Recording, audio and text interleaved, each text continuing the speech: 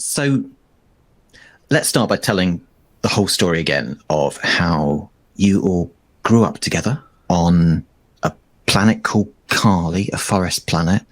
And I just want to take you through time until you all get jobs with Extractor, and then you go on various missions until eventually you end up where you are now. So can we start with, let's start with Pierce and Darby. So Pierce and Darby, you grew up on one side of the planet, and I just want to see a little bit of you guys as kids. And so, I mean, remind me, what does Darby look like as a kid? She's beanpole thin. She's always just kind of like a little bit dirty. She's got stringy brown hair. She's really just kind of unremarkable. And so let's have Darby. We're going to have her lying in a clearing, just like staring up at the evening sky. And we'll have Pierce there as well. So what does Pierce look like? Pierce is also very, very slight. A little whippet of a guy, egghead, and wispy, pale hair. And if you look close and in the right light, do you notice that he has artificially augmented eyes to improve his very bad vision? And so let's have the two of you staring up at the stars. And Darby, I just want you to start by saying, what do you think's up there? What do you think's up there?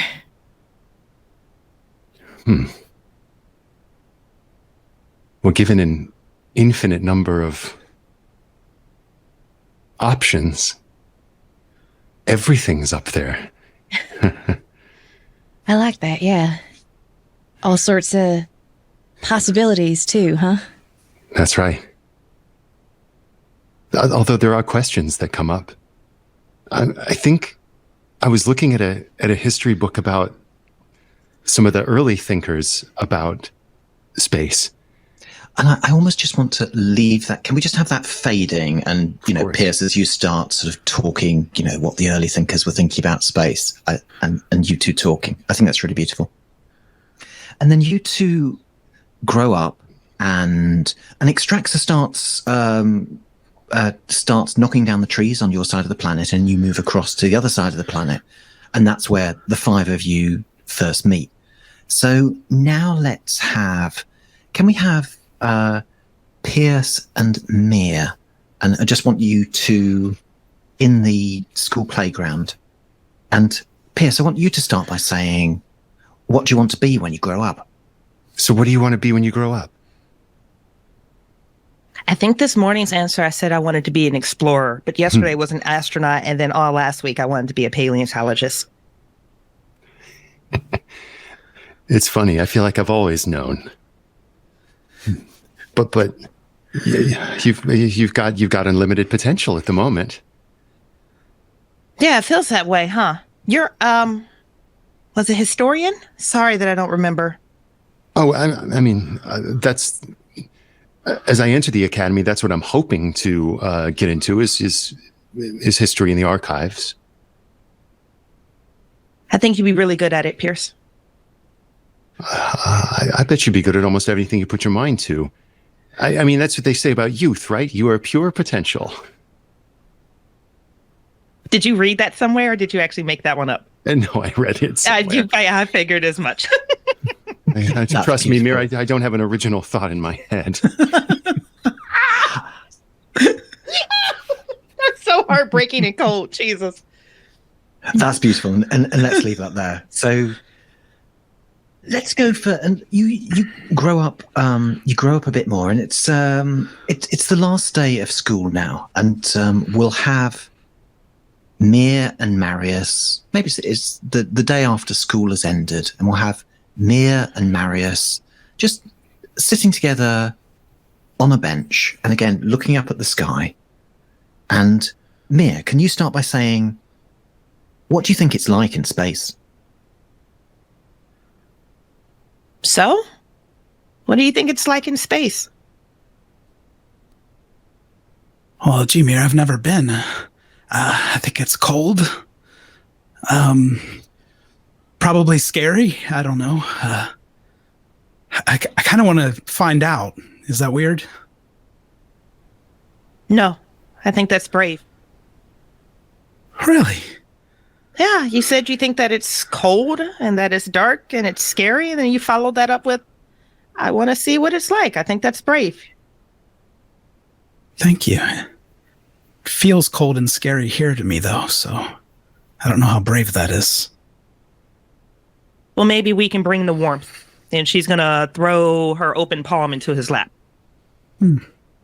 We'll have Marius and Terrence sitting on the train, which is waiting to depart to go to the Extraxor recruitment center. And Marius, can we... let's talk about what the two of you look like. So what does Marius look like sitting on that train? Just like when he was younger, he's still wearing mismatched clothing. He's kind of pieced his outfits together however he can. He actually looks kind of like Pierce without the cool eyes. He's pale, wispy. He looks like a systems engineer of the future. And then Terrence sitting on that train. Terrence has made an effort. Even though this isn't his first choice of careers, he's taking it seriously. So he's wearing his best suit, which still isn't very good, but it is a cheap suit, but he's cared for it, and his clothes are neatly pressed. He's had a haircut recently, and his hair is carefully slicked back.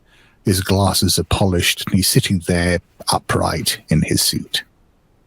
That's beautiful. And then, Marius, can we start with you saying to Terrence, what do you think it's like to have a job? What do you think it's like to have a job? Are you mocking me? No. No? You know how long I've been looking for work. Why would you ask me that? Well, I'm sorry. I thought you had enough time to think about it. Of course I've thought about it. Yeah. No, forget it. Hey, did you lose your lucky pin? Maybe No. Maybe that's what you need. No, I still have that. Okay. I think my intent was for you to wear it, like it's lucky. It's our first day of work. I want to make a good impression. It's a lovely pin. I cherish the pin. I am not going to wear it to my first day at Extraxor. I imagine you two fall into silence and the train accelerates. And then let's just have the last moment on the exchange. So you're interviewed and you go through this recruitment process, and they sort of automatically check your bank records and your school records and so on, and algorithms decide whether you'd be a good person to work for Extraxor. And they, with all of you, they decide you are, and you're shepherded immediately onto this huge ship, the Exchange.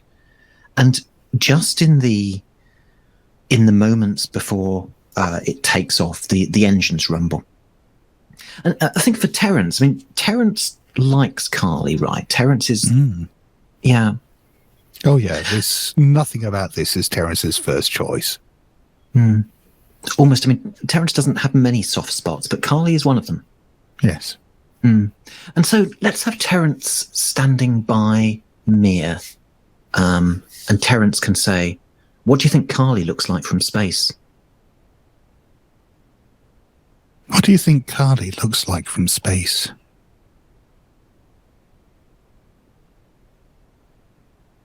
There's a very hard, long beat before she answers, because she probably knows how Terrence feels about Carly. She knows how she feels about Carly, and she also knows what she saw and what was coming down the pipeline.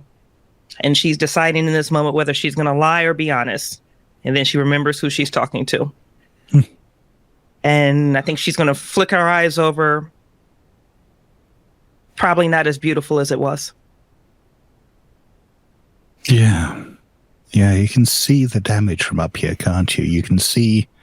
I knew that they were cutting down the forests, particularly on the far side of the planet, but It isn't until you get up here that you can really see. I wish I hadn't. And as you're lifted off, you can see both sides of Carly, right, Terrence? You can see the beautiful forested side and the side that's slowly being stripped. And I think as we move more towards the stripped side, Terrence just turns away. And then the exchange accelerates towards the far reaches of the galaxy where you're going. This is the region of the galaxy where there's a massive thing in the sky, this astronomical object called the Glitch, this sort of golden wound in space. And all the planets you've gone on all these missions to. And I just want, there's one night where you all fall asleep and you're in these pods you sleep in, and you might remember that you're monitored. So, it's one of these things that even if you gave the wrong answer to the question, they would know what the right answer was. And so let's start with Darby. And the question you get tonight is, Darby, what do you like most about working for Extractor? I think I appreciate the potential of it all. I think I like the number of opportunities that are out there, and the chance to do some real good. What kind of good, Darby? Well, I think making life better for people. Good night, Darby. Night. And then, Nia, let's do you. And you hear the welcome voice of the pod, and which I know you love hearing every night, soothing you into sleep. And the question you get is, Fucking pods. Mia, how do you think your work benefits other people?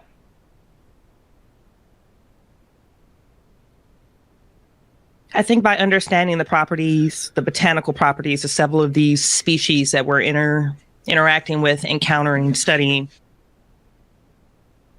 maybe we can make better, more informed, or safer decisions in the future. Thank you, Mia. Good night. And then, Pierce, let's come to you. And the question you get is, Pierce, do you think Extractor could be a force for good? Yes, I suppose so. But as a student of history, one must ask if force can ever be used for good. Good is something imposed upon memory by those who have won by force. So, the question perhaps is not if Extractor can be a force for good, but through force, Extractor makes good. Good night, Pierce. And then, Marius, let's come to you. And the question you get is, Marius, if you were in charge of Extractor, what would you do?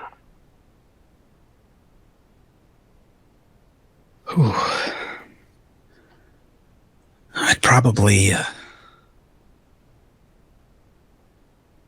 try to get more input from the employees on the missions.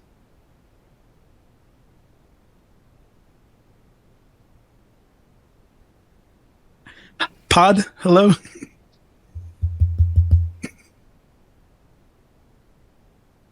And the pod waits as though it was hoping for something more. My favorite thing about Extracts is I get to work with my friends, but I feel like sometimes we're put in harm's way without a lot of explanation about what we're supposed to be achieving. But we try. We do what we think we're supposed to do. Thank you, Marius. Look, I'm sorry if Shit. And then, so Marius does shout, "I'm sorry," and then the pod does not respond. And then, Terrence, the question you get is, Terrence, how would you change Extractor if you could? I would try to make operations less wasteful. Well, I understand that Extractor as a corporation has no essential need to see its employees as anything more than resources to be utilized. The utilization that I've seen so far has been suboptimal. I think by not being quite so wasteful of human life, Extractor could get more out of its employees and fundamentally become a smoother operation.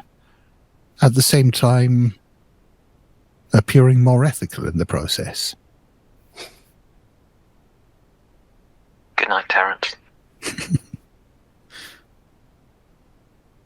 And then you all go on missions together, and then things get complicated, right? Because some of you die, but maybe we're in alternate timelines here because time and space gets very strange close to the glitch. And one thing you all remember is that on your last mission, the shuttle started coming back up to the exchange, and then it was sucked into the glitch, and there was this feeling of time fragmenting. And then you floated for a moment outside a ship, and now you're going to wake up. And Terrence, I want to start with you here, and we'll get to you guys playing, but this is how we're going to start. So Terrence, let's start with you. And I just want you to wake up, and you're just, your hand is lying on, I don't know, like a pile of leaves, and you're just going to see an insect run over your hand.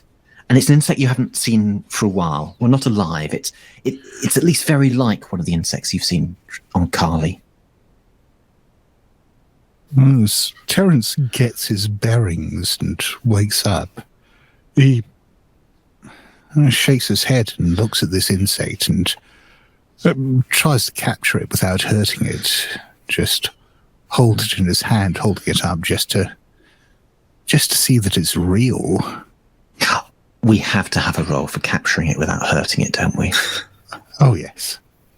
Obviously, I'm rolling against you. Yeah, I don't think that Terrence can really bring his employee die into this. He's quite good at trying not to hurt people, but this is a bit different. Oh dear, that's a 2. I also have a 2, which is interesting. So let's talk about a tie there. So how do we hurt it and not hurt it? I think maybe rather than killing it or crushing it, I'd just accidentally pull one of its legs off. Yeah, so you do capture it, but it's injured. Well, it's all right. We can glue that back on when I get you in the specimen case. And then, Mir, let's have you waking up as well. And you'll wake up and you'll just notice the sound of birdsong around you. It's one of those moments I think she's just going to say or think to herself, like, even if it's artificial, it's beautiful. She's going to pull herself awake and look around. All right. And there are birds, there are insects running around. And it is, I mean, you just take those things in for the moment, and it is very beautiful. It is, isn't it? How the hell did she get here? How the hell did I get here? Where is here? And then everyone else can wake up now. So Darby, Marius, Pierce, and you're waking up in this natural environment. Although the floor is hard, it is a spaceship, and there are walls and there are arches that look out to sort of trees and animals and birds and insects all flying around.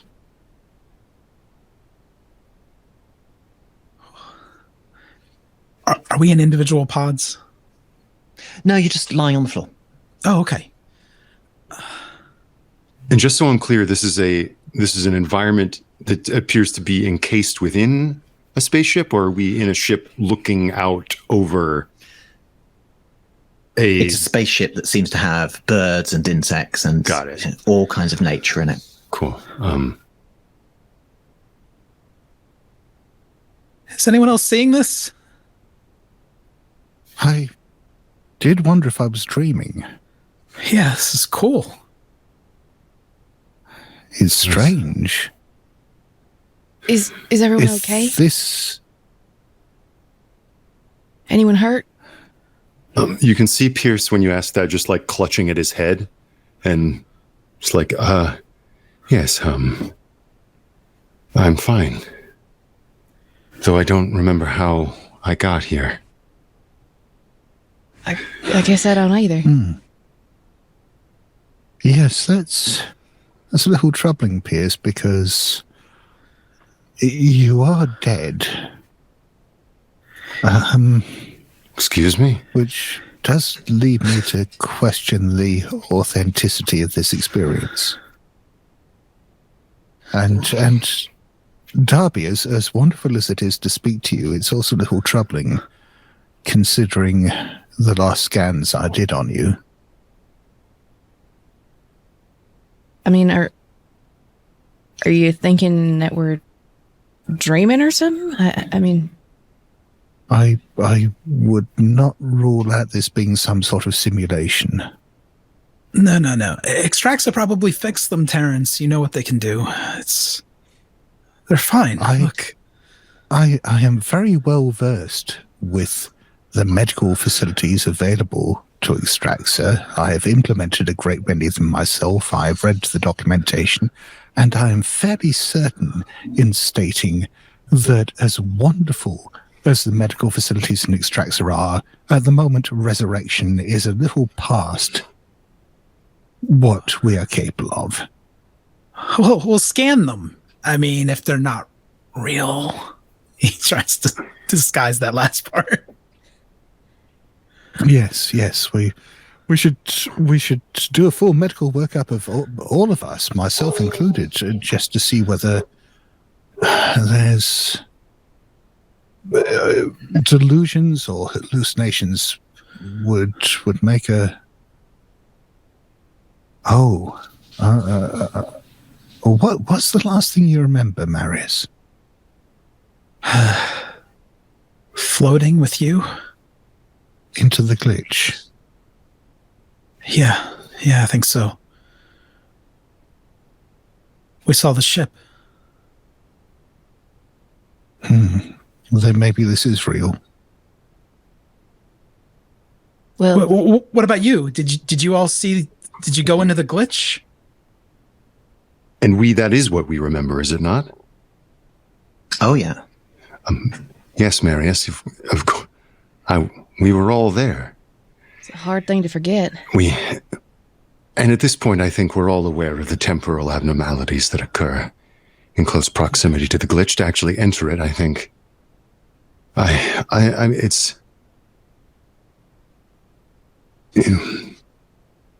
would make sense that our current predicament would not make conventional sense to us. I don't know where we are or when we are. But Pierce, you say you don't know where you are or when you are, but you feel you do. Okay. Should I roll or? Absolutely. Yeah. You should roll your historian. Yeah, absolutely. I would have a sense of when we are. Oh, that's snake eyes, double ones. Wow. You want to push it? Yes, I do. So in a push, do I just roll them both again? You add your change die. Okay. And while Pierce is rolling, Nice roll. if anyone wants to do a change roll for waking up in this strange garden I think so. ship, you're very welcome. Yes, and I certainly do that. But I got a 5 on my pushed roll. A 5. That's fantastic. I was hoping for a 6, but let's do a 5. This is the invisible hand, Pierce. This is the first Extractor spaceship. And you do remember in some of the records that they took a lot of nature from Earth with them. It's quite a natural thing to do. I mean, it's a cryogenic ship, and it creates this biome. Yes. I mean, I've given you all a map of the ship, but basically, there are various regions of the ship, but the whole thing is surrounded by this biome with birds and insects and everything. Oh my God. And you can see, like, as Pierce is looking around, and you're seeing like readouts kind of playing over his eyes as he's looking around, like, no, when we are. Oh my God. You all saw it, didn't you, after we passed through? Ladies and gentlemen, we are on the invisible hand. Those. Oh, yes. Yes, I think I remember that. This is the biome laboratory developed by Freeman and Lou themselves. This is the Ark. I mean, that is exciting and fascinating, but I mean, how are we here? Well, we passed through the glitch, didn't we? We were aware that the glitch has done strange things with parallel universes and time before, or at least has influenced nearby worlds in that way. So that, I suppose it makes as much sense that we've fallen through time as anything else.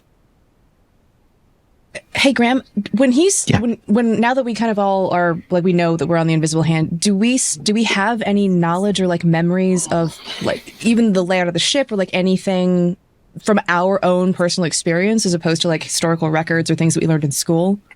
So I don't think you'll ever have been on the invisible hand, because it's an old ship. It's 200 years ago. Yeah. 200, okay.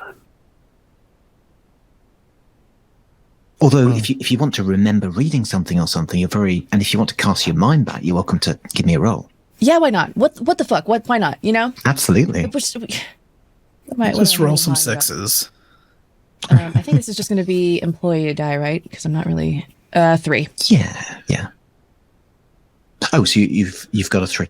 And what do you want, Darby? I mean, the invisible hand. There's a biome there. What do you want to remember? Anything in particular? The fate of the ship and the crew. Nice. Great question. The invisible hand was okay. I mean, it went around for a while. There, it had a huge cryogenic, sort of about 200, engineers and so on, who woke up gradually during the voyage. So the whole point of the invisible hand was it sort of, it flew out to these far reaches of the galaxy. It collected all these samples to analyze, and gradually the scientists woke up and analyzed them, and then started planting watch stations, started colonizing planets, basically. But the ship never returned to, where did it launch from? Earth? Oh, it did actually. So it was decommissioned at some point, but it flew back to Earth with some samples and things that it picked up. Yeah. So rock samples, medical sort of chemicals that it found which had medical uses, things like that. Okay. So I guess if we're talking about multiverses and things like that, this could be a ship that didn't make it back, but if this is the invisible hand, then there's got to be crew, right? There's got to be other folk on here. Yeah. Maybe they know what the fuck is going on. Just about to suggest that we try find them, yes. Yeah. Maybe Dylan's nothing here. Else. Fucking Cupp. If nothing else, they'd need at least AI systems to monitor the cryopods, and we should be able to get some information out of them. Yes, I would like to know from the perspective of that system, if we have arrived here or if we have always been here. Well, hopefully it's not too archaic. I mean, I can probably work with it, but if it's 200 years old, I don't know. Pierce, as much as I appreciate your unique insights into these things, can I suggest that at least for the moment we try to be pragmatic rather than philosophical? There'll be plenty of time later to try to dissect the whys and wherefores and strange anomalies of this, but for the time being, our priority should probably be working out whether our current situation is safe and what our best immediate course of action is. So granted. Let's see if we can speak to the ship and find the status of the crew.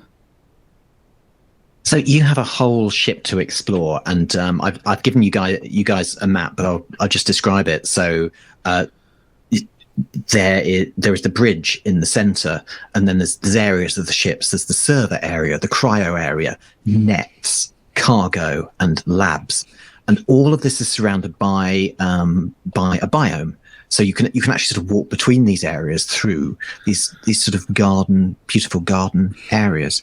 At the moment, you guys are in nets, so you can and so around you can see you're actually in the part of the ship that sort of captures samples and things as it goes through space. So I mean, they're not actually nets, but it has this sort of wide thing that it sort of drags things in, and it sort of deposits them. Sometimes it'll take little samples and route them to the labs, but you are in nets at the moment. So, go wild. I mean, you can go where you want to go. Are we samples? Always and forever. Damn it. Damn it. Fucking Graham. Look at Graham square for the rest of this. I think Darby's going to... y'all, I think I'm going to head over to Cryo and see if anyone's, popsicled up. Yeah. That's a good idea. I will go over to the labs and see if there are any scientists there. Can I suggest, actually, Marius, that you go to the server room? Yeah, but Cryo's on the way. I can just peek in with Darby. Don't let yourself get distracted. We are in a strange situation and we need to play to our strengths rather than just whatever whims capture our fancy at that moment. Yeah, but listen, we're in nets right now. I don't know if they're even expecting us on the ship, Terrence. All the more reason to try to find people, get information, and learn as much as possible, as quickly as possible, rather than fanning around. Yes, to that end, I'll see if I can access the ship's logs. See at what point on the journey we have arrived, and what the mission goals are at this particular moment. Yeah. Where would you go on the ship to access the logs, Pierce? Just so I understand. Yeah, if there's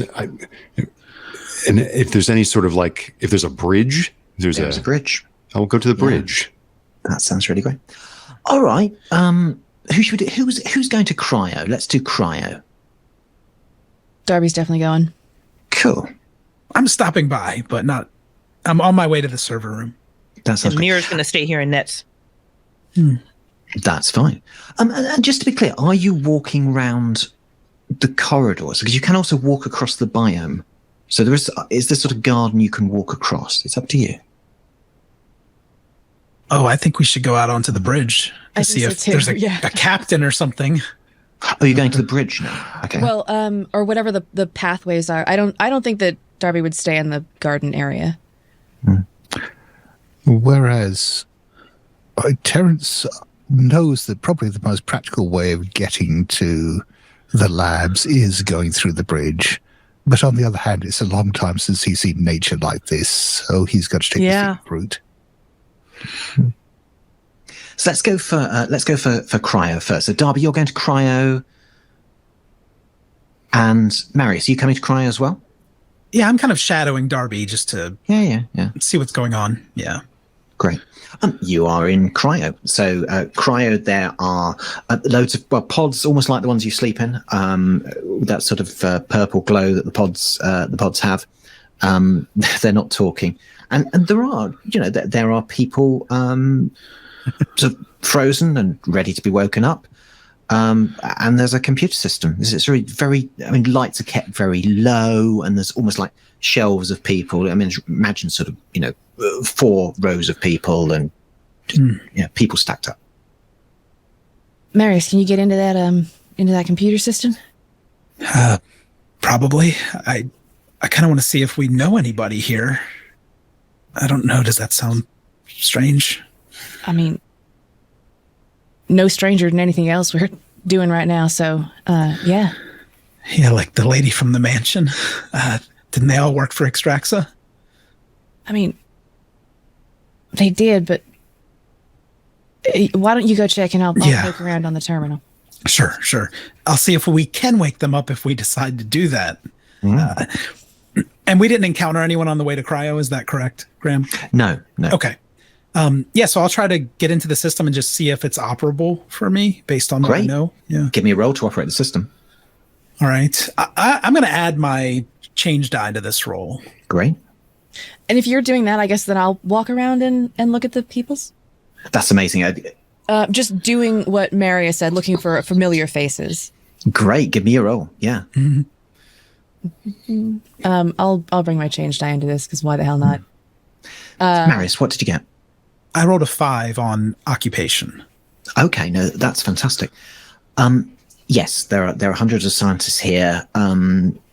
You will recognize some names. Now, I'll come to Darby with that because she's actually sort of walking around. But yeah, so these are programmed to wake up at regular intervals. The system has partly failed. So, I mean, it's just been a very long journey. There's no particular reason, but some of the pods have failed. So people have died. Some of the pods are empty. The founders of Extraxa have all woken up. So Freeman's pod, Lou's pod, and there's a guy called Clay who appears to have woken up as well. Those pods are empty. And for a 5, you get something extra. So yes, you could wake people up if you wanted. You could also shut them down. It'd be very easy. Are there people awake inside the pods? No, they're frozen. They're not awake. Right. Darby, you were looking at stuff, weren't you? Yes, I got a 5, but it was on my change die, so I will just go ahead and roll it real quick just to see what's happening. Go up by 1. Yeah, there's names you know here. So Clarissa from the mansion is here. So is her husband Maximilian. They're all frozen. So is Dr. Emma, who was the scientist who invented the Erebus process back on the planet with the orchids. There are you are recognizing people here. Well, Marius, you were right. Some friendly faces in here. And you got a 5, right? So Darby, the thought goes through your head that you can make choices now, right? Like you could change the direction of Extraxa with your choices. If you thought these people had done bad things, you could do something about that right now. I don't think she's going to make any decisions without everybody else. Yeah. Okay. But there is this moment of like little power that you could. Yeah. I think for Darby specifically, that is a more of a troubling than a comforting thought. Oh, I'm sorry. I didn't mean to trouble you. Okay. Well, yeah. What Bridgett said. For those playing along at home, we give him the bird.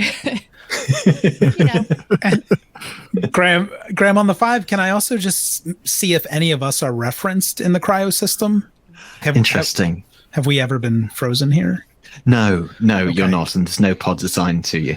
I mean, Interestingly though, if there are pods open and and like I said, the system has gone wrong. So it's not out of the question that you could have woken up here. Well, I think that's a relief, and I am eager to find the founders and this Clay person as well. Great. And I'll relay that to Darby. Marius, does it say how long ago Freeman and Lou and whoever this Clay fella is, how long ago they were woken up? Yes, it does. Sorry, Graham. Does it? Yeah, it does. They've woken up relatively recently, within the last month or so. Okay. So they flew to this region of the galaxy and woke up. Yeah. Do we have comms with everybody? Yeah. I think immediately we'll let everybody know that. Y'all, there's a chance that that there's some folks wandering around. Some of these pods are empty and have recently become so. Yeah, look sharp. It's Freeman and Lou and someone else. Great. What should we do next? Should we go to the bridge, Pierce? Certainly. Okay. You walking across the gardens or Gardens. Yeah. And so you walk across these beautiful gardens, and there are Looking at the plants of old Earth, the flora and fauna of time gone by. Mm. Are there any other little critters aside from these insects that we saw? There's there's insects. I think as you're watching, you'll watch this sort of little dragonfly just sort of lifting into the air, and then a tiny bird will come along and just eat it and then fly off. What the fuck, Graham? Really? I came off of mute for that one. Really? What the fuck? That's that transitional bullshit I was talking about. That's right there. That's that goddamn shit right there. I'm going back on mute so I can cuss you out in silence. Nature, red in tooth and claw. That's What right. finer example could there be for Extractor as an organization? Yes. But also, the birds must survive somehow. And if anything, this just shows how delicate a balance they've woven here for their little biome. Each member contributing in its own special way. And so, Pierce, you walk across this garden. You get to the bridge, and the bridge is lovely. I mean, there's these old-fashioned instruments. These sort of kind of like glassy tubes running everywhere. It's not the most sensible idea because if you smashed one of them, things would break. But it's very pretty. And there's a woman sitting there, operating the console. She hasn't seen you yet. All right. I am a historian. I feel like the mission of the Invisible Hand is like the moment of Extrax's self-mythologizing archive. Mm-hmm. Can I from my little perch, as yet unseen, recognize this person from the archives of this famous mission? Yes, you can. And let's hold it back a bit. So right. You think you know it is, but if she turns around, you'll know exactly who it is. Okay, great. I mean, why not? Yeah, just hello. She turns around and smiles. Hello. And this is? and this is Lou, one of the founders of Extractor, looking younger than you've seen her in a lot of photographs. You're awake. So it would seem. I'm glad. Isn't it beautiful? Come and look. And the review screens are all about. And I approach and look at the screens. It's showing the far reaches of the galaxy all around you. There is no glitch. That's an important thing to say. And she just looks around and goes, yeah, years of travel. Here we are. Yes, here we are. And this is like meeting a historical figure to me. Forgive me, I've just awoken, and I'm not altogether here.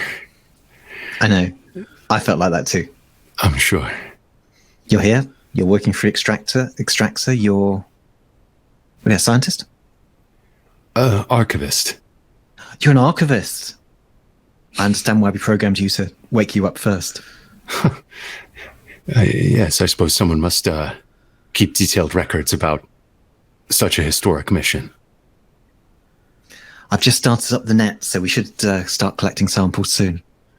And from where will we be collecting the samples from? From space? Yes, of course. It's what we're here for. I've always really believed in what we're doing here. Helping people. Just finding out about this region of the galaxy.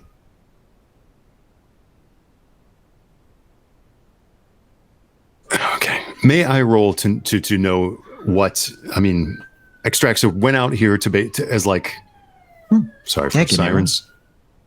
And the highest one I got was a 4.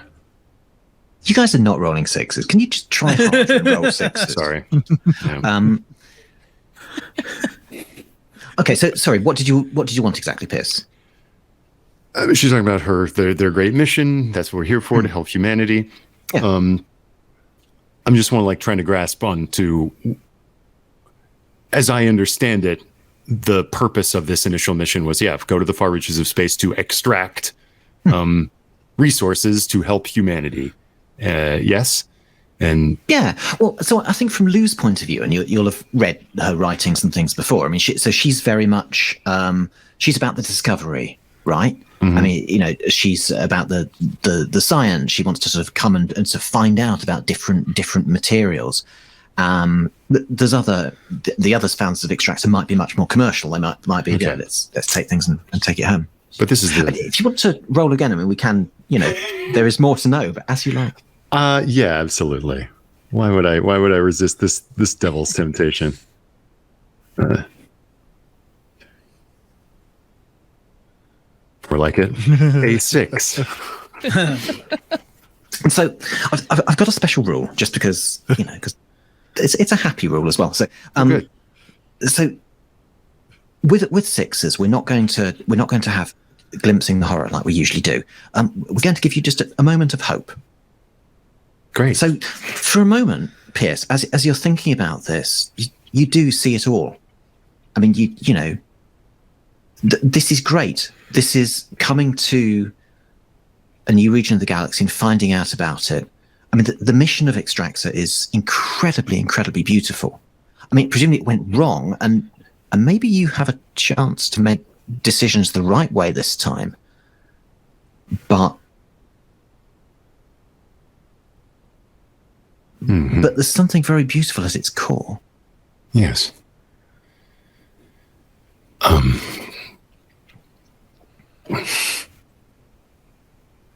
Yes, you're going to do great things here. We are. Mm-hmm. And I think as she's talking, one of the screens will be showing the nets, and a sample will come into the nets, and she'll go, "We've caught something." Ah. And what have we here? And I think I might cut away and then we can go and analyze that. So, who have we got? Mia, you're in nets, aren't you? Yeah, the second you described that as an area where they're cataloging, breaking down, and kind of identifying these plant species, she knew that's exactly where she belonged. Oh, so actually, I mean, there is also the labs, right? So the nets will just grab things in and take samples. That's just capture and catalog. Okay, got it.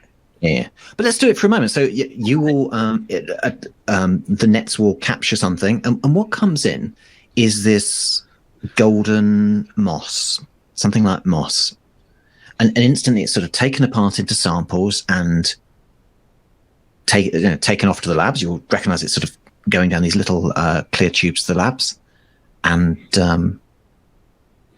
so some gold moss has come in. Okay. Quick question, just so I understand at least this area. Are there still existing samples from everything they've brought in, or has that all been shifted over to the lab? Everything's in the lab. This is sort of very yeah. Okay. I think she's going to watch that process with kind of just like this smile on her face. She's never seen golden moss, and she's really excited to see what the properties of that moss is. But I think she's going to open up her comms to everyone. And I think she's just going to, if you'll allow me to, just kind of like follow that sample as it's going down the tube, which will naturally lead her to the labs. I know that Terrence wants us to remain pragmatic, and I understand that Pierce has a philosophical approach to things, but I think there's something that we're missing, guys. It's a baseline of gratitude. We're actually all together. Shall we see whether we're in any mortal danger before we get too grateful? No, Terrence. I think I'm going to sit with my gratitude right now, because I didn't think I was going to see you again. And the first thing you mentioned when I woke up is that Pierce and Darby were dead, but they're not. So no, Terrence, actually, I am not going to wait for you to run your analysis on whether or not I should be grateful. I'm going to be grateful right now. And I'm also on my way to the labs. Right, then I'll see you there. I'm taking a little detour. These gardens are amazing. Oh, you're taking a moment out to actually appreciate the natural beauty and things around you, to show gratitude? Because I'm sure that's not the most, effective route to get to point A to B. No, but it is an instructive one. Enjoy your walk, Terrence. You deserve it. That's interesting, Mia. Are you walking through the corridors or through the garden? Well, she was following that tube. Does it go through the corridors or does it go through the garden? It goes through the garden. She's going to happily go through the gardens. Okay. And so as you're walking along, there is a man sitting on a bench, looking at the plants, and he looks at you and he says, "Gratitude." I agree with that. Thank you. I'm on my way to the labs. Would you like to join me? And he gets up, and as he gets up, he's clutching his stomach. He gets up and he goes, "I think you'll outpace me, but it's nice to meet you. I'm Clay." Mirror. But you already know that, don't you, Clay? No. You don't? No. You must have woken up. What's your field? Botany. Yours? I'm just one of the founders. I'm going to roll a change, even though I don't want to. I'm going to roll it. Is this the same situation as on previous missions where we can hear conversations that are happening over the open comms? Sure. If that's interesting, let's do it.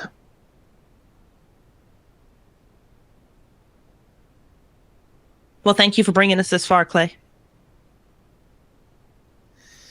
It's a pleasure. I don't think I'll make it much further.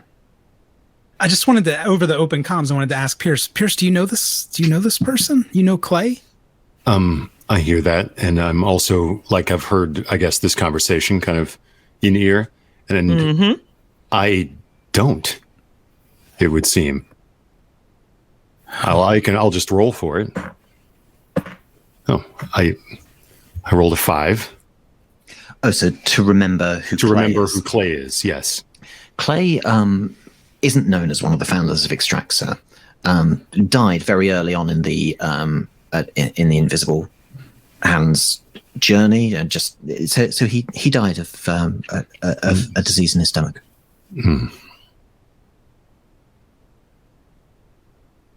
And I might just kind of turn away from Lou and relay that. On the ship, perished en route, but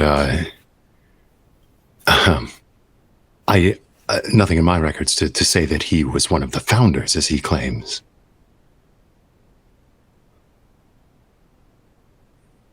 Does that mean he's lying, or he was scrubbed? I might just turn. Oh, I'm sorry. Go ahead. Yeah, go on. I was going to say, you're still on the bridge. Lose there. Right. Exactly. I'm going to pivot around and be like, so just so I can take stock of things as my head comes together. You're here, of course, Mr. Freeman. And Clay. I'm sorry? And Clay, the three of us. Yes, of course, Mr. Clay.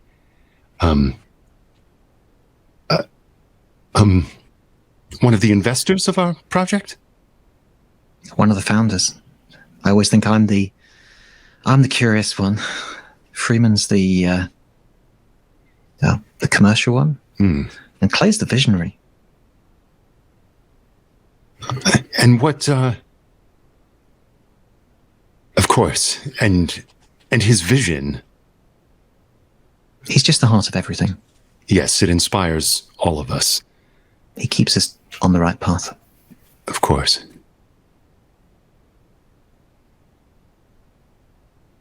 Okay, so knowing that, I'm very curious to speak to Clay. It is very beautiful. And Lou catches your eyes and smiles deeply. She goes, "It is." I wouldn't mind coming to Terrence, actually, because we haven't done much with Terrence so far. Yep. Can we... Did you want something in the gardens, or should we take you to the labs? What do you want to do? And Terrence was certainly taking his time getting to the labs. He's conflicted at the moment because he very much wants to get to the labs and find out what's going on. But on the other hand, he hasn't been anywhere like this for a long time.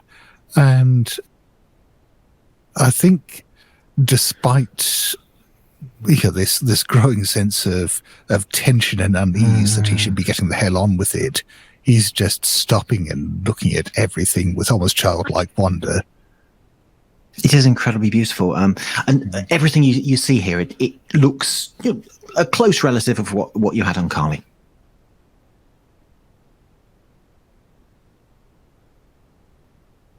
It's astonishing that an organization, that a company that would preserve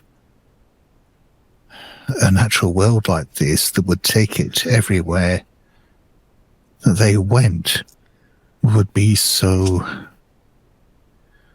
blasé about just destroying it.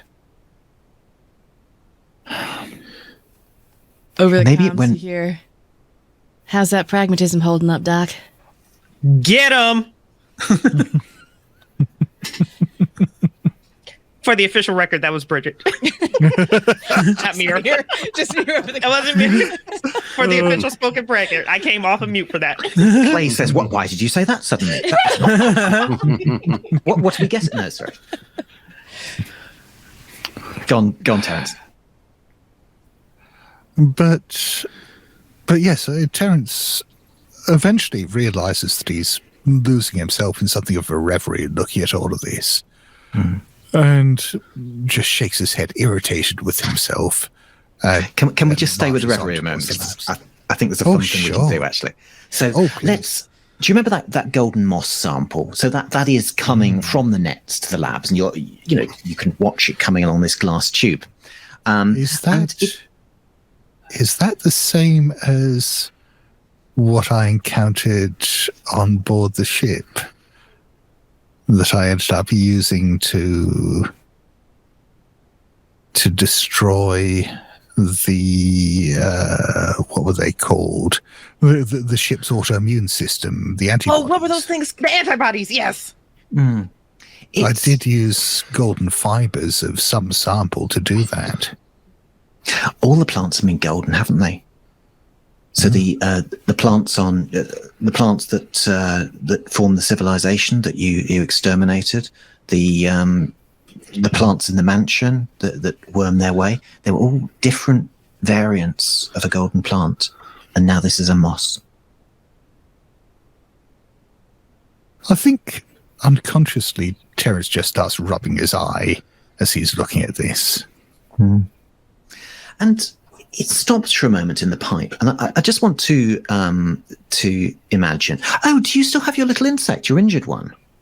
Yes, I think so.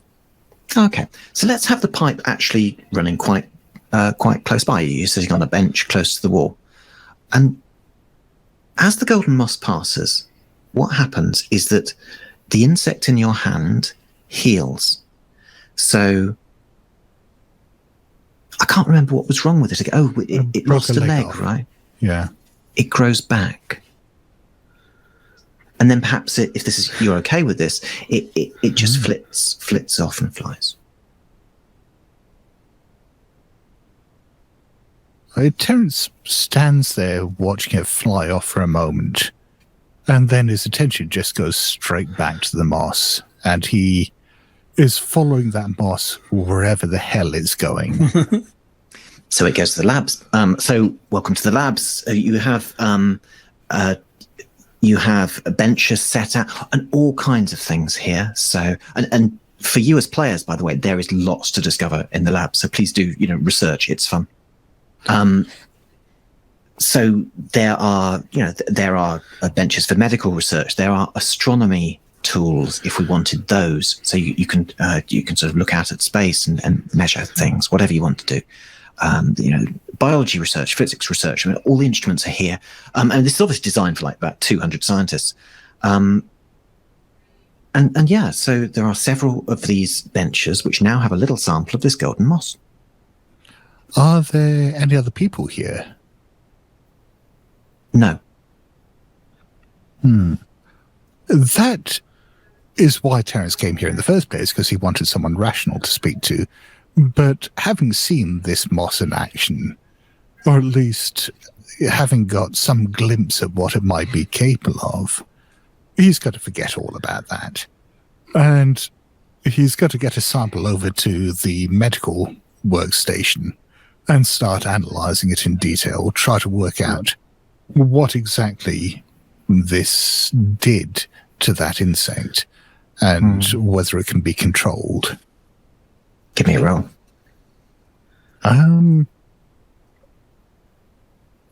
This feels like the kind of thing I should bring my changed eye into from the outset, so I will. I got a 5 and 2 ones, no 6, sadly. All right. So for 5, this looks as though, and it takes you a while to do this. There is actually an AI which works with you on this. It's quite a primitive thing, but there are sort of little robotic arms at the other benches, and so the effect of this is that sort of whatever you do, they do kind of slight variants of it as well. And it just really, it's like having a team. So you can work really, really fast. And so, this seems to have healing properties. In some sense, it can grow. It could grow body parts. It could heal wounds. It could be astonishingly good for extractor. It could do a lot of good. And you got a 5. Let's say you overheard that conversation with Mir. You could grow that man a new stomach.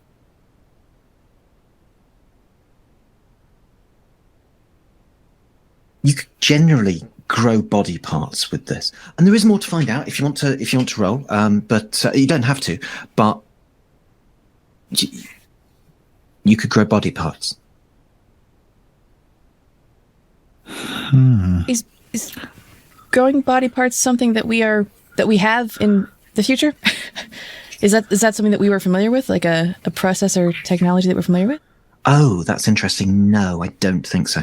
That's a brilliant question, though.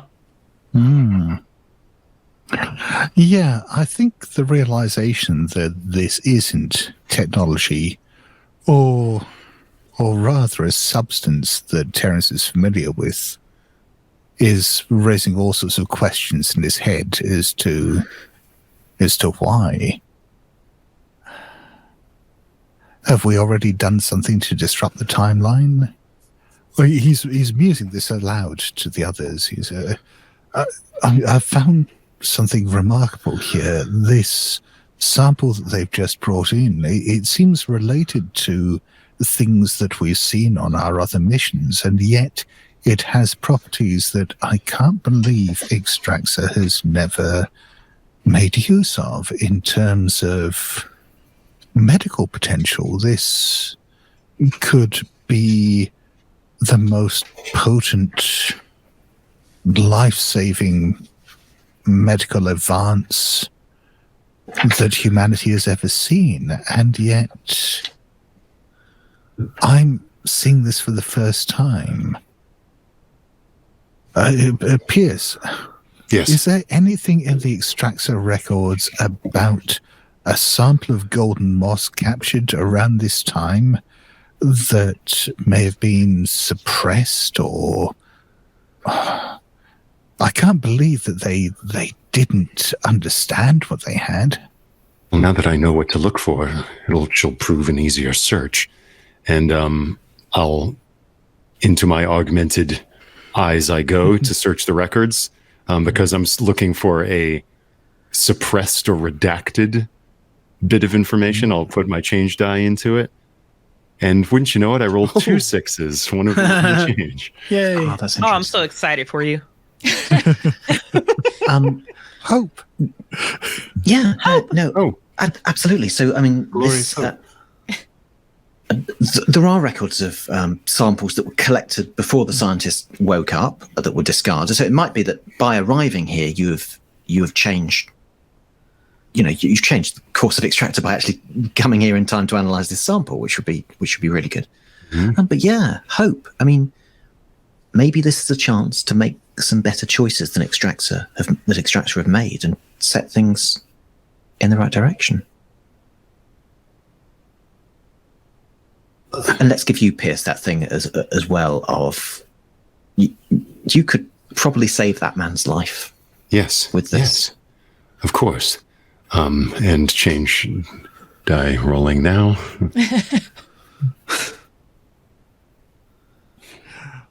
And it goes up. Nice. I think at the same time there's this sort of calculus that's going on in Terrence's head about, yes, I could save his life. Think of the leverage that would give us over it. No. No, I have a duty of care to save his life.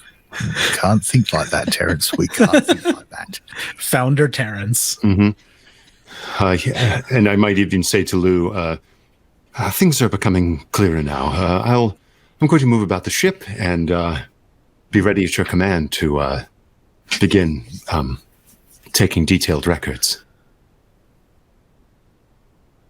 And I will make, and unless she has any words to the contrary, I'm going to beeline it to the lab. Mm-hmm. Yeah, and I think I'm going to get on the comms to Mir and say, this new friend of yours, this Mr. Clay, could you do me a favor and ask him whether he'd like to live? But maybe not make it sound threatening somehow. Manage that. There's certainly a way of finessing that. Or putting a layer of compassion on it. Yeah, stand by, Terrence.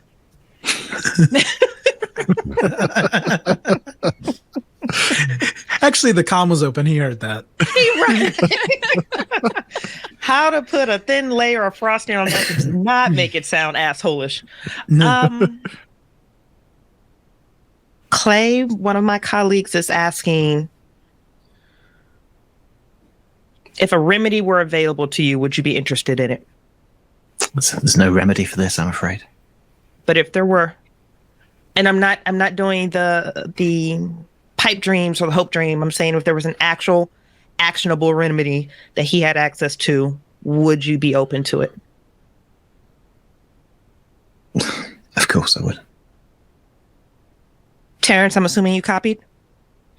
Yes. This is a wonderful opportunity to test this.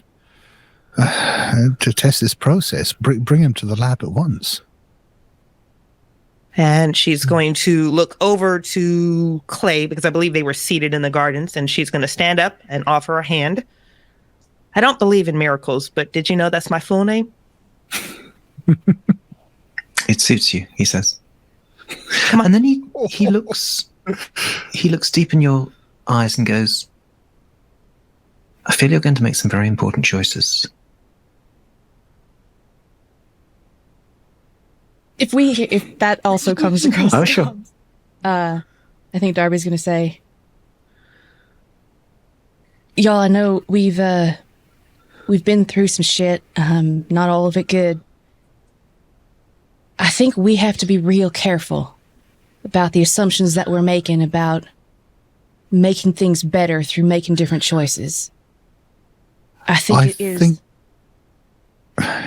Darby, as wonderful as the idea of trying to craft a better future is, there are so many unknowns that go into every decision, so many possible outcomes that are unforeseen. Then, no, I don't think we can even think about trying to craft a better future. All we can do is try to make this present better. And isn't that enough? Well, I mean, Doc, that's kind of what I was saying. That we can't be looking too far ahead. I mean, yeah, I think we're in agreement. I'm sorry I didn't make that clear. Right. Yes, of course. Sorry, I'm a bit distracted at the moment. I'm trying to work out how to grow a stomach. And Darby, he also doesn't have a baseline on how to speak to people politely, so there's also that. And actually, Terrence, the AI is helping you. So yes, you are trying to grow a stomach, and all round the lab benches are doing sort of similar, but slightly, you can see a heart forming. There are body parts forming everywhere. This is fascinating.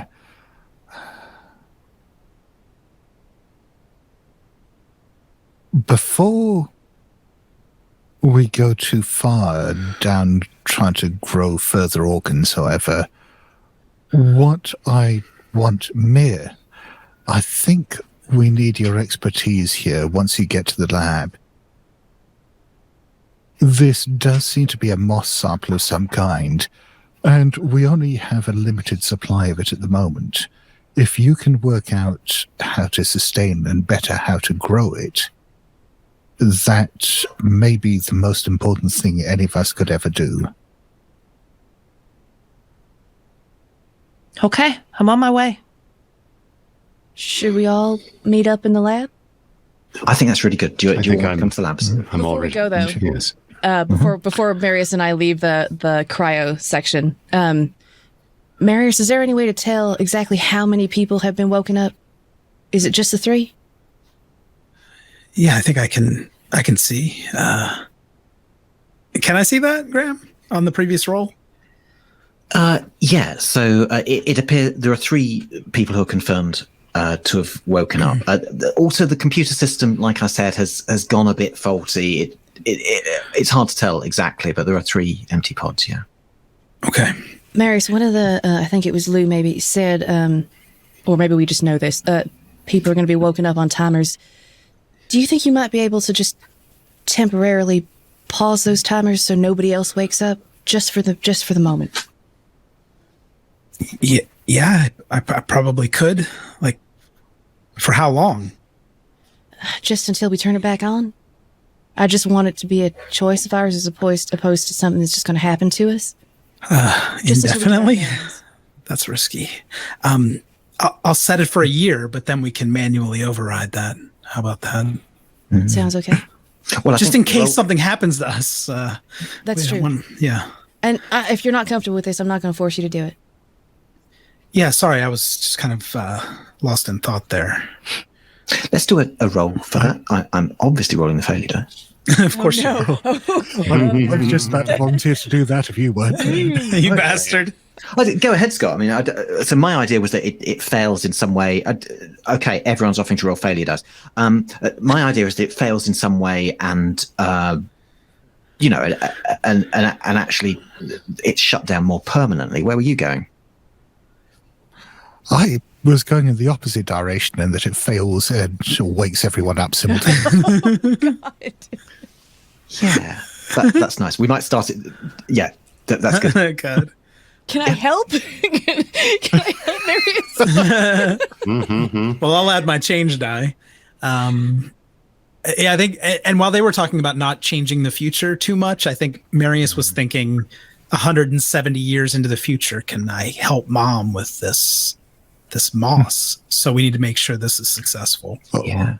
Oh, right, to be clear, Terrence wasn't saying that we shouldn't change the future. He was just saying that whatever we do is going to be wildly unpredictable, so we shouldn't have any expectations of the outcome. We're about to get an example of that right now, I think. How do we do this for suspense? Should I roll first and then you roll your failures? You roll. I'm going to do my failure die. Okay.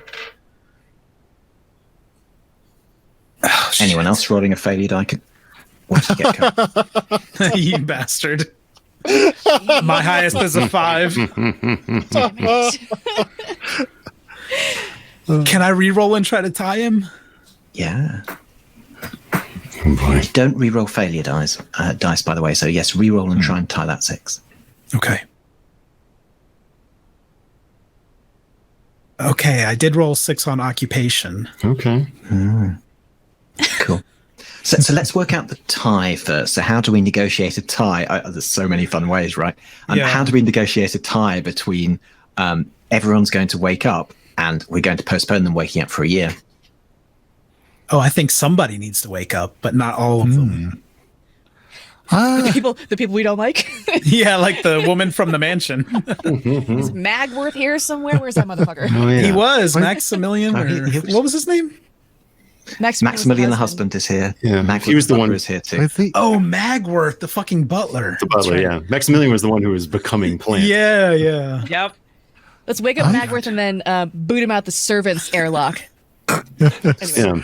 I have another suggestion for what might go wrong, Oh, no. which is that no one wakes fully all the way up, but everyone in suspension becomes conscious while still frozen and is on comms. Oh God, that is That doesn't feel like a horrific. tie. Can they That open their doesn't feel like eyes? a tie. Can they That open their eyes too? Yeah, brutal. Oh, that is cruel. Cool. They got sleep paralysis. Yeah. Okay. Yeah. And So a hat standing in the corner. Sorry. Cupp, let's have that happen. So you're trying to postpone it, but in the postponing you can see maybe it's a temperature thing. People wake up and they come to consciousness, and no, they don't come to consciousness. Well, maybe they're slightly on the verge of like dreamlike conscious. Something's gone wrong, Cupp. Yeah, Darby's gonna see Marius like mashing buttons. Like, what the fuck? What's wrong?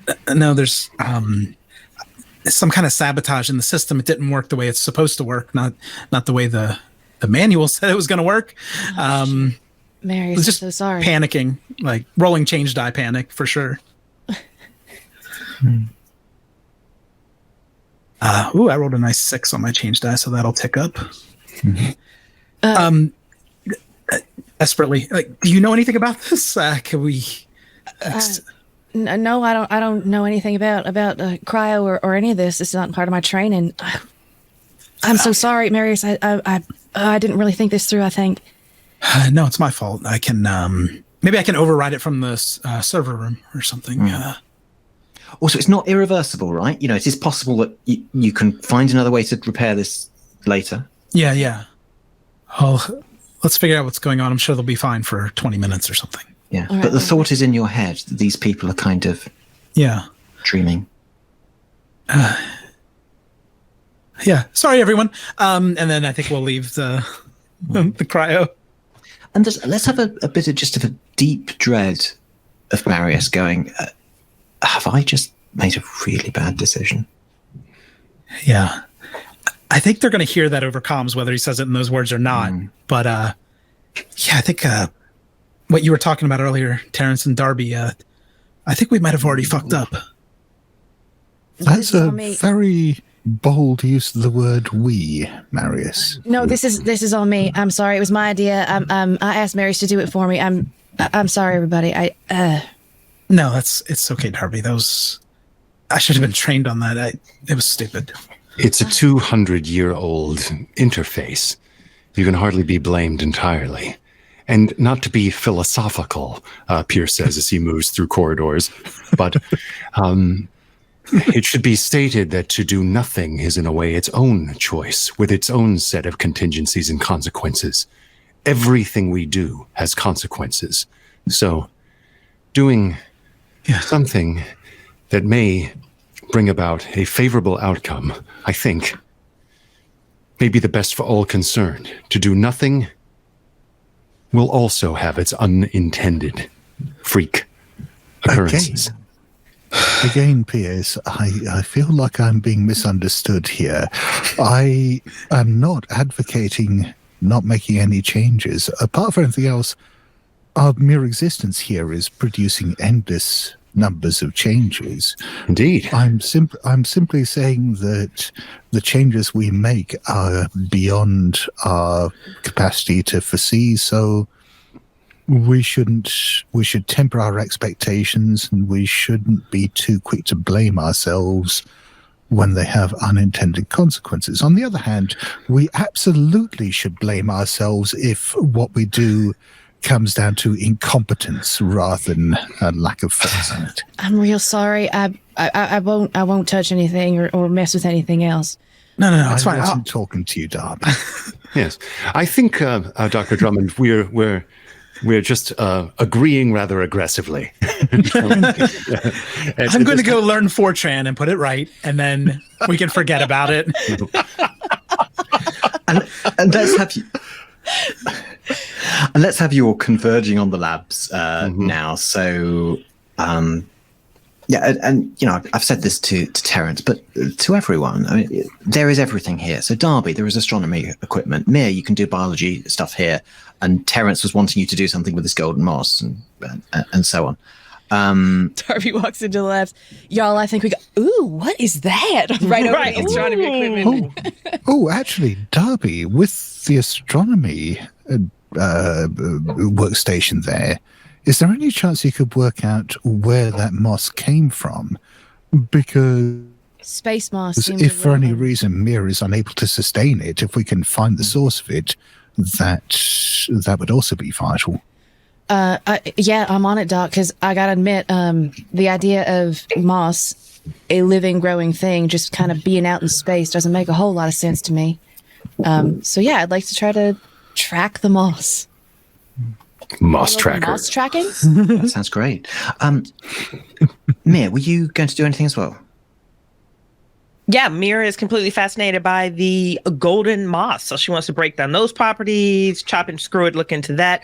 And then there's a baseline curiosity that she really wants to know all of these other plants that she's encountered, the orchids that were singing, or the vines, if those samples have already been collected and cataloged and analyzed already.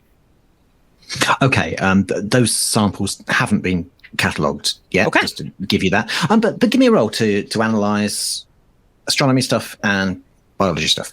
Okay, she's going to go all in with her change die on this one, and that is going to be highest is a 5 on her occupation. Great. Do you want me to push it, Graham? Would that make you happy? I'm fine with that for the moment. Darby, what have you got? Highest I got was a 3 on my occupation, but I'm gonna push it. Why not? Yes. Well, so for the moment, where did the moss come from? And yeah, there is a region of the galaxy. There is a planet, which looks right. So it looks like, you know, a home of the moss. Mia, you were looking at sort of how to replicate the moss, right? Yeah, I think reproduction was its original intent. That's what out of game. That's what Scott wanted me to do, right? Yeah. Yeah. So I think sustain was the word I used, but yes, reproduction was sort of implied by that. Gotcha. So yeah, you probably could encourage this moss to reproduce. I mean, it produces life, and it has a tendency to reproduce anyway. You've got a 5, and you could encourage that. You've got a 5, so I want to give you something extra. So, you know, you don't necessarily want something reproducing endlessly, right? Because it could just grow and be really Correct. dangerous. We need it controlled. So I just want to give you the glimmering, and you might need an astronomer as well to do this, but you think you have a way of stopping it spreading if you wanted to. So you could create it involves these plants sort of move through space and time in a strange way. You could create a sort of discontinuity in space and time, which would hold it. So like genuinely useful thing that you could use to sort of hold it in place. Yeah, so I think between her dancing over her, because she's old school, her pen and paper notes, along with the AI and with the various monitors, she will stop at one point when she hits that wall. And Darby, Yeah, babe, can I borrow you for a second? of course. What's up? I've hit a wall that I don't know how to climb, but I think you do. Yeah. How can I help? Okay, and then she is literally going to slide out and slide Darby right into that point of the equation factor of whatever it is you teed up for the astronomer. You could create a discontinuity to, you know, contain this plant and stop it expanding. Right, so we could create a discontinuity to stop this plant from reproducing. I love that so much. I'm a little worried that because we never knew what the glitch was. I'm a little worried I was just about to say. Yeah, Doc, I think we're on the same page. Wait, do you guys want to fill me in Yes. so I'm on that same page? I'm a little worried that doing something like messing with time, even to try to do something small like contain this moss, might be the start of, what we've come to know as glitch, or something similar to it. I mean, And I don't think it's necessarily a coincidence that the glitch emanates golden light and this moss is golden. Wait, I thought the Other glitch was a hand. good thing.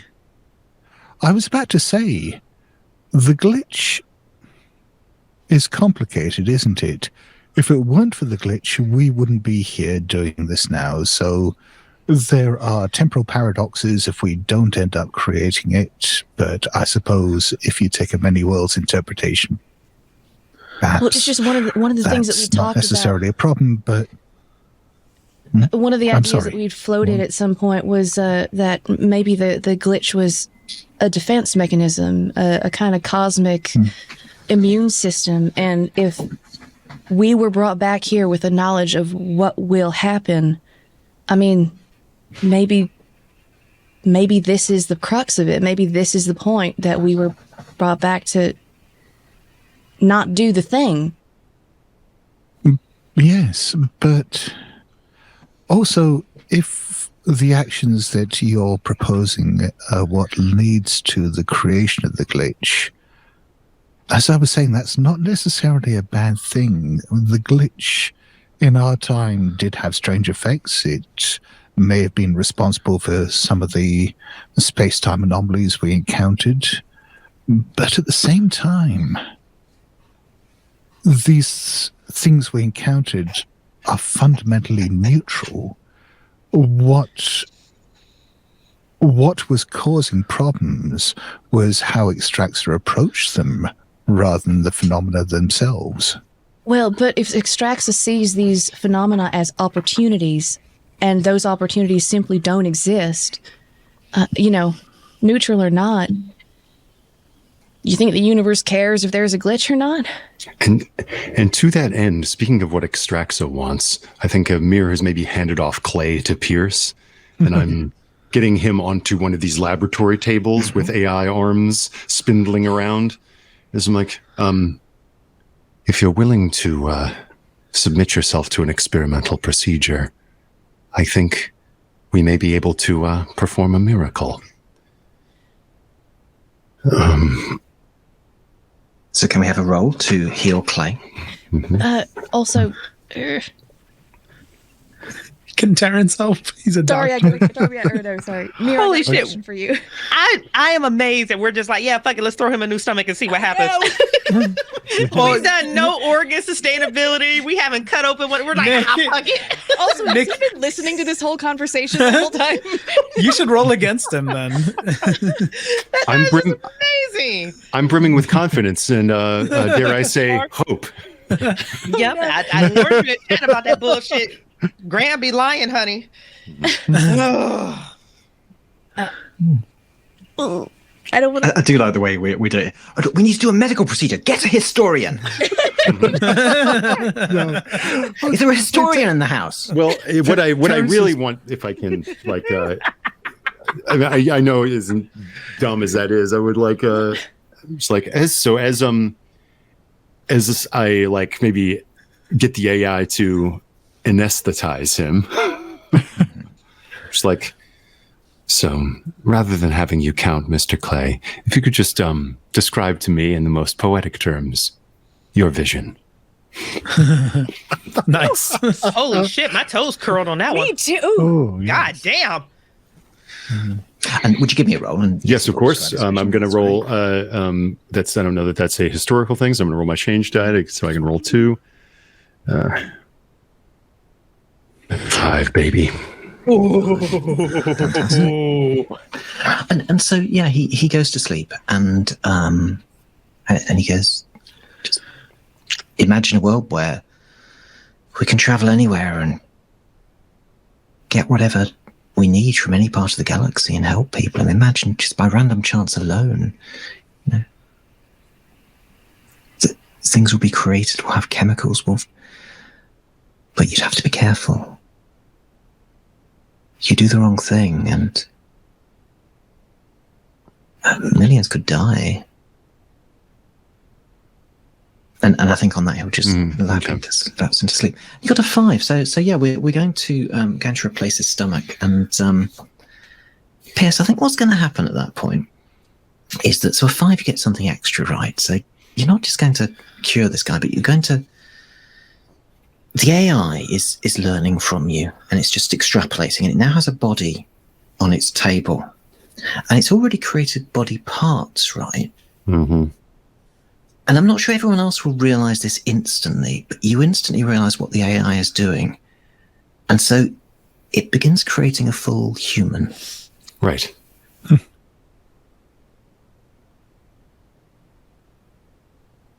And so not only knitting together a organ for our friend Clay, but there is a humanoid form taking shape here. And is it reminiscent of one of our friends? Actually, no. It's just a completely blank average human. Scott, let's have you saying this as well. You've got medical expertise, haven't you? And I just want to take you back to that dream you had when you were on that planet with the orchids. And do you remember that idea you had of getting employees for Extraxa? Yes. What if you could just print them? Yes. Yes, if you could program the minds of these people at the creation stage, then you could sidestep a lot of the ethical concerns by only giving them the degrees of consciousness, of intelligence and self-awareness they would need to perform certain tasks. And that way, you wouldn't necessarily have any ethical concerns about, I suppose you'd call it slavery. Yes. Instead, these would simply be biological machines.